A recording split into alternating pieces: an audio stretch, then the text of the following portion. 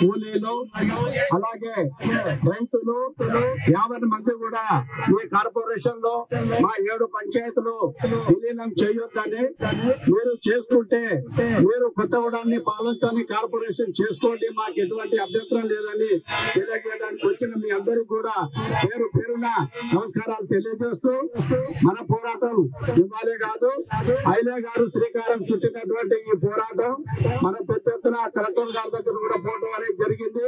అలాగే సుజాన్ నగర్ సెంటర్ లో కూడా చాలా సార్లు నిరసనలు తెలియజేసినాం. కానీ ప్రభుత్వం ఆపి మళ్ళీ అసెంబ్లీలో తీర్మానం చేసినటువంటి స్థితి మళ్ళా మనకు కనబడుతుంది.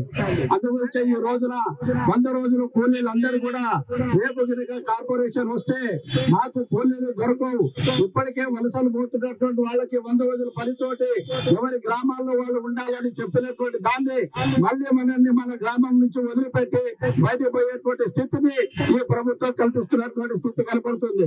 అందు గురించి మా 7 పంచాయతీలు ఇప్పటికీ పల్లె గ్రామాల లాగానే ఉన్నాయి, అంతే తప్ప ఏ మాత్రం కూడా సిటీకి దగ్గర కానీ పట్టణం లాగా కానీ ఏ మాత్రం లేదు.